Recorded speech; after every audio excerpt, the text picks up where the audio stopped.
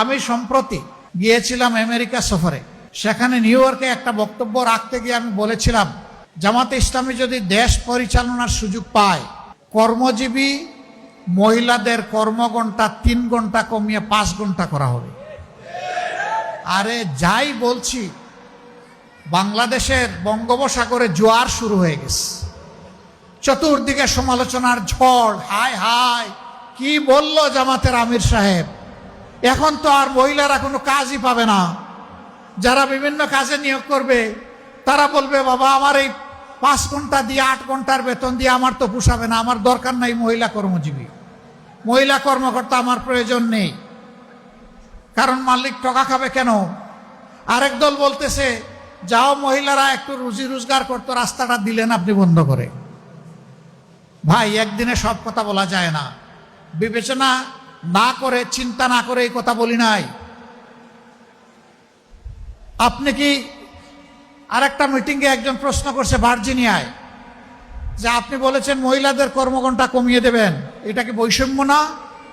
আমরা করব 8 ঘন্টা, তারা করবে 5 ঘন্টা। আমি বললাম অবশ্যই বৈষম্য। আসেন দেখি আর কোনো বৈষম্য আছে কিনা। পুরুষরা বাম দিকে বসেছে, মহিলারা ডান দিকে বসেছে। পুরুষদেরকে বললাম, বোনরা আপনারা শুনবেন না এই প্রশ্ন। পুরুষদেরকে বললাম যে আগামী 1 বছরের ভিতরে পেটে বাচ্চা নেবেন এমন 2-1 জন পুরুষ থাকলে হাত তুলেন। কেউ তো আর হাত তুলে না, সবাই হাসে আর নিচের দিকে মাথা দেয়, বুঝছে যে আমি কেন প্রশ্ন করছি। আমি বললাম এটা পারবেন না? কয় না না, এটা পারবো কিভাবে। আমি বললাম আচ্ছা ঠিক আছে, বাচ্চা নিতে পারলেন না, আপনার স্ত্রী যে বাচ্চাটা জন্ম দিবেন ওকে একটু বুকের দুধ খাওয়াবেন 2 বছর, যারা তারা একটু হাত তুলেন, নিজের বুকের দুধ। এখন দেখি আবার কেউ হাত তুলে না। আমি বললাম এটাকে বৈষম্য না? একজন পেটে গর্ভধারণ করলো, এরপরে বুকের দুধ দিয়ে বাচ্চাকে বড় করলো, আপনি কিছুই করলেন না, এটা কি বৈষম্য না? তো সে সব কিছু করবে, আবার প্রফেশনাল লাইফে এসে আপনার মতো 8 ঘন্টা কাজ তাকে করতে হবে, এইটাই বৈষম্য। এখন বলবেন যে শিল্প মালিক বাঁচবে কেমনে, সরকারের কাজ হবে কেমনে? অবশ্যই হবে। যে জাতি তার মাকে সম্মান করে, আল্লাহ সেই জাতিকে সম্মানিত করেন। চোররা চুরি করে সমাজ থেকে পকেট কেটে লুণ্ঠন করে যেই টাকা নিয়ে যায়, সেই টাকা যদি ফেরত আসে, সেই টাকা যদি সদ্ব্যবহার করা যায়, মায়েকে রানীর মর্যাদায় প্রতিষ্ঠিত করা হবে ইনশাআল্লাহ। কার গায়ে জ্বললো আর কার গায়ে জ্বললো না এটা দেখার সময় আমাদের নেই। মারা 5 ঘন্টা কাজ করে 8 ঘন্টার বেতন পাবেন ইনশাআল্লাহ। তবে সেই 3 ঘন্টার বেতন শিল্প মালিকদেরকে দিতে হবে না, এটা দিতে বাধ্য থাকবে সরকার। একটা সমাজের ভিত্তি হচ্ছে পরিবার। পরিবার যে সমাজের সুন্দর, সেই সমাজ সুন্দর হয়। পরিবার যেখানে এলোমেলো, সেই সমাজ ধ্বংস হয়ে যায়। আমরা আজকে ধ্বংসের মধ্যে পড়ে গেছি, এই সমাজকে ধ্বংসের হাত থেকে উদ্ধার করতে হবে ইনশাআল্লাহ। আমরা একটা কল্যাণ রাষ্ট্র করতে চাই। সরকার সবার কাছ থেকে ট্যাক্স নেয়, সরকারের দায়িত্ব হলো সমাজের চাকা চালু রাখা। সরকারের দায়িত্ব হচ্ছে ওই সমস্ত মাদের বাকি 3 ঘন্টার বেতন পরিশোধ করা। কল্যাণ রাষ্ট্র যেদিন কায়েম হবে ইনশাআল্লাহ পর্যায়ক্রমে এই দেশ সেই জায়গায় গিয়ে উপনীত হবে। প্রথম দিনই হবে না, নিশ্চয়ই একথা জনগণ বুঝে। জনগণের ধৈর্য এবং সহযোগিতা আমাদের লাগবে। জনগণের যদি আন্তরিক সহযোগিতা এবং ধৈর্য পাই ইনশাআল্লাহ তা হবে। বলবেন ঠিক আছে, বেতন না হয়ে দিলেন, 3 ঘন্টা যে খালি হয়ে গেল, সেই কাজের গ্যাপ কিভাবে পূরণ হবে? দুনিয়ার বহু দেশে পার্ট টাইম সরকারি জব আছে। অনেক মহিলা 8 ঘন্টা সময় দিতে পারবে না, বাসার বাইরে তার বাচ্চা আছে, সংসার আছে, এই জন্য জব ছেড়ে দেয়। তারা যখন দেখবে 3 ঘন্টারও আমার একটা সুযোগ আছে, বলবে ঠিক আছে সেই 3 ঘন্টা আমি আমার প্রয়োজন পূরণ করে আসি। এখানে জব আরো বেড়ে যাবে, একজনের সাথে আরো 1/2 জন যোগ হয়ে যাবে। সুতরাং আগে যদি 100 জন জব পেয়ে তাকে এখন 150 জন পাবে ইনশাআল্লাহ। এইভাবে জবের সংখ্যা বেড়ে যাবে। কিন্তু আমরা কোনো মাকে কাজ করতে বাধ্য করব না। যার প্রয়োজন আছে, যোগ্যতা আছে, কাজ তার হাতে সম্মানের সাথে তুলে দেব। তার নিরাপত্তা কর্মক্ষেত্রে বিধান করা হবে ইনশাআল্লাহ। সম্মানিত ভাইয়েরা, এরপরে যদি কোনো শিল্প, কোনো ইন্ডাস্ট্রি মহিলাদেরকে কাজে নিতে না চায়, সরকার নীতিমালা করে দেবে। যে এতটুকু নিতে হবে। কেউ যদি না আসে পুরুষ দিয়ে পূরণ করেন, অসুবিধা নাই। আবার মহিলাদের মাঝে, নারীদের মাঝে কেউ যদি বলেন যে আমি 8 ঘন্টা কাজ করেই 8 ঘন্টার বেতন নিতে চাই, তাকে সম্মানিত করা হবে বাড়তি ইনশাআল্লাহ। তিনি যে সম্মানটা দেখালেন রাষ্ট্রকে, এই জন্য তাকে সম্মানিত করা হবে। সম্মানিত করার বহু রাস্তা খোলা আছে। কাউকে বাধ্য করা হবে না, কাজ করতেও কাউকে বাধ্য করা হবে না, কাজ থেকে বিরত থাকতেও বাধ্য করা হবে না। এটা থাকবে অপশনাল চয়েস, অল্টারনেট চয়েস। মা সেই নিয়ামত যে প্রিয় সন্তানকে তার গর্ভে ধারণ করেন। গর্ভকালীন 285 দিন, কম বেশি আরো 10 দিন। এই সময়টা স্বাভাবিক গর্ভকালীন সময়। এই সময়ের ভিতরে জন্ম নেওয়া গর্ভের শিশুটি মায়ের রক্ত থেকে তার পুষ্টি সংগ্রহ করে থাকে। মায়ের ফুসফুস থেকে সে তার অক্সিজেন সংগ্রহ করে থাকে, যার কারণে একটা মানুষের ভিতরে 2টা মানুষের চাহিদা পূরণের ব্যবস্থা আল্লাহ তাআলা করে দেন। তিলে তিলে নাই থেকে একটা মানুষ জন্ম নেয়, বেড়ে উঠে, আর সেই হারে মাটা দিন দিন দুর্বল হন। এই সময়টা মায়ের জিমজিম করে মাথা ধরে, বমির ভাব করে, খাদ্যে অরুচি থাকে, ঘুমের ব্যাঘাত সৃষ্টি হয়। অনেকের আবার ওই সময় কিছু ইচিং বা চুলকানি টাইপের সমস্যাও হয়। আরও নানাবিধ সমস্যা এই সময়টা জুড়ে জুড়ে থাকে। কিন্তু মা বিরক্ত নন, তিনি অপেক্ষায় থাকেন কবে একটা পূর্ণিমার চাঁদ আল্লাহ তাআলা তাকে দান করবেন। এই পূর্ণিমার চাঁদ মাকে সীমাহীন কষ্ট দিয়ে যখন দুনিয়ায় আসে, চাঁদের মুখ দেখা মাত্র মা সমস্ত কষ্ট ভুলে যান। মনের ভিতর থেকে কলিমাতুশ শুকর বের হয়ে আসে, বলেন আলহামদুলিল্লাহ। হে আল্লাহ, তোমার মেহেরবানিতে পূর্ণিমার চাঁদের মতো একটা সন্তান তুমি আমাকে দান করেছ। হে আল্লাহ, তুমি আমাকে আর আমার সন্তানকে সুস্থ রাখো। মায়ের ডিউটি শেষ নয়, সেই দিন থেকে শুরু হয়ে গেল সন্তানকে বুকের দুধ দেওয়া। যখন সন্তান মায়ের বুকের দুধ চুষে আরেক দফা মা দুর্বল হতে থাকেন, মায়ের এনার্জি, তার পুষ্টির একটা অংশ তার সন্তানের ভিতরে প্রবেশ করছে। সন্তান সেই দুধ পান করে করে বড় হয় তিলে তিলে। এরপরে কি হয়? এই সন্তানের জন্য মায়ের বুক হচ্ছে সন্তানের নিরাপদ বিছানা। বাবা এই কচি সন্তানকে বুকে নিয়ে ঘুমান না সাধারণত, এই সন্তানটাকে বুকে নিয়ে ঘুমান মা। এটা তার বিছানা, এটা তার বাথরুম। ওই বাচ্চা অবুঝ মনে খায় আর সেখানে পেশাব পায়খানা করে, মাঝে মাঝে বমি করে। এটা শীতের রাত না গরমের রাত, মার কাছে এর কোনো ব্যবধান নেই। মা পরম আদরে সব কিছু সামাল দিয়ে বাচ্চাকে যত্নে রাখেন, নিজেকে তিনি পাক পবিত্র করেন। এরপরে যদি এই বাচ্চাটার কখনো অসুখ বিসুখ হয়, ক্লান্ত বাবা একসময় ঘুমায় পড়েন, মার চোখের ঘুম হারাম। সন্তানের মাথার পাশে মা বসে থাকেন সারা রাত, টপ টপ করে চোখ দিয়ে পানি পড়ে। কখন আল্লাহর দরবারে হাত তুলে বলেন, রব্বুল ইজ্জত, এ বাচ্চা আমি তো চেয়ে আনি নাই, তুমি মেহেরবানি করে আমাকে দান করেছ। তোমার এই নিয়ামতের জন্য আমি তোমার কাছে শুকর গুজার করি। আমার বাচ্চাটার অসুখ আল্লাহ তুমি দূর করে দাও। হে আল্লাহ, একটা জীবনের প্রয়োজন হলে আমার বাচ্চাটাকে রেখে দিয়ে আমাকে নিয়ে যাও। এই মা তিলে তিলে বাচ্চাটাকে লালন পোষণ করেন। স্কুলে যাওয়ার সময় হলে তাকে তৈরি করা, স্কুলে পৌঁছানো, আবার নিয়ে আসা। মা তার পিছনে লেগে আছেন, ছেলে হোক মেয়ে হোক।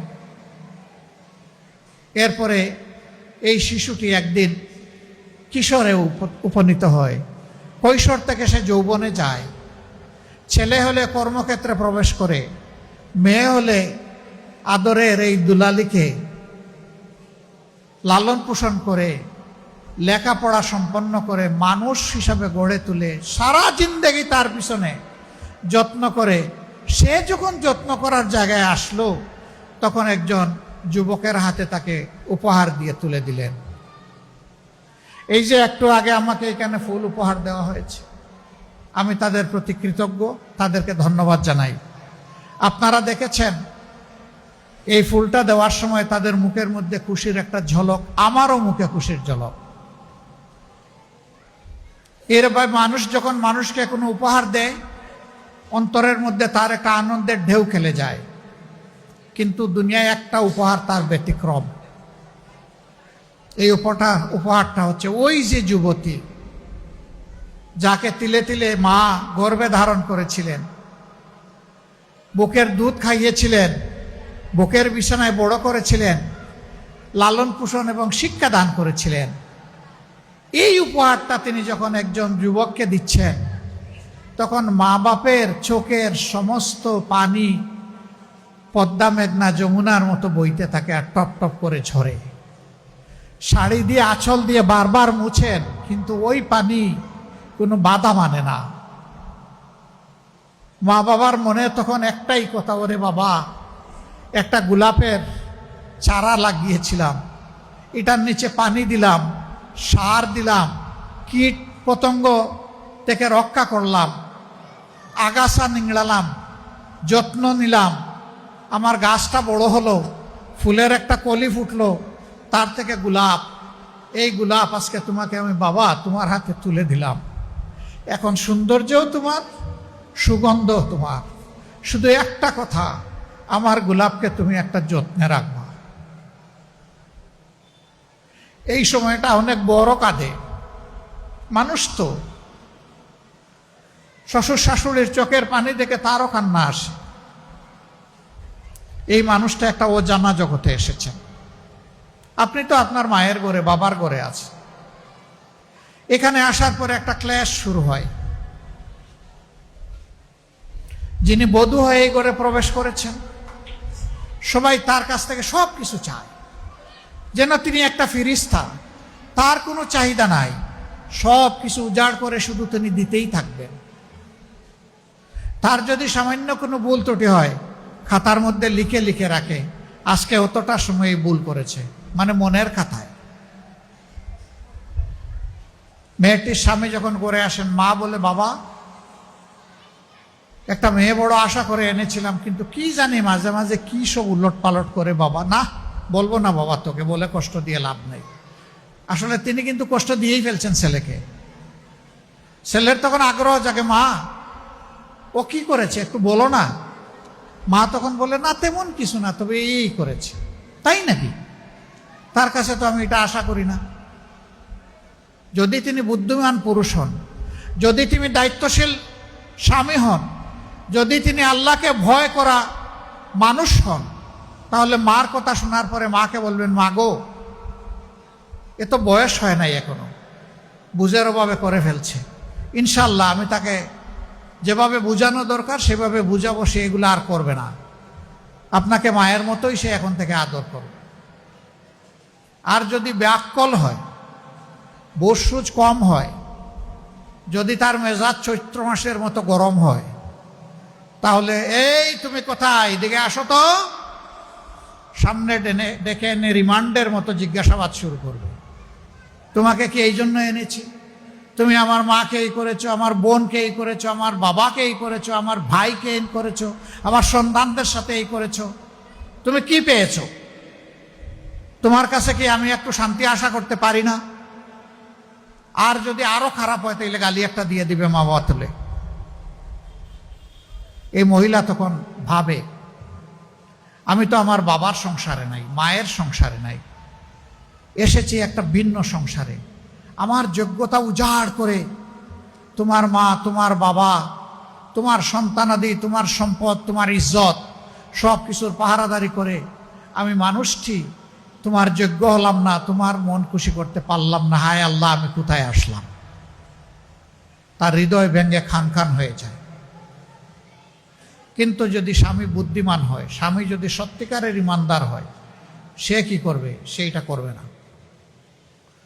সে আদরের স্ত্রীকে একান্তে সরায় নিবে, আগে ভালো মন্দ জিজ্ঞেস করবে, আজকের দিনটা তোমার কেমন কাটলো, আমি তো চলে গেছিলাম, তোমার বড় কোনো অসুবিধা হয়েছে কিনা, শরীরটা তোমার ঠিক আছে কিনা, নাস্তা খাওয়া তো আমাকে ঠিক মতো করিয়েছো, তুমি করেছো কিনা, তোমার বাচ্চারা কেমন আছে, আব্বা আম্মা কেমন ছিলেন, তোমাকে বেশি কষ্ট দেন নাই তো, সব জিজ্ঞাসা করার পরে বলেন যে মা একটু কথা এরকম বললেন, আমার মনে হয় না, তুমি বোধহয় খেয়াল করো নাই, আমি তো তোমাকে ভালোবাসি, আমি তোমার সংসারে একজন লজিংয়ে থাকা মানুষ, তুমিই তো এই সংসারের মালিক, তুমিই তো আমার সব সামাল দাও, আমি আর কি করি, আমার চাইতে 2.5 গুণ বেশি কাজ তুমি করো, আমার মনে হয় তুমি খেয়াল করো নাই। মাথার উপরে হাত রেখে বলেন যে আমি তোমার জন্য দোয়া করে দিলাম, তুমি অত্যন্ত বুদ্ধিমতী বিচক্ষণ, তুমি যা করো আমি তোমার উপর শতভাগ সন্তুষ্ট, তুমি একবার মাকে তোমার মতো করে একটু খুশি করে নিবে।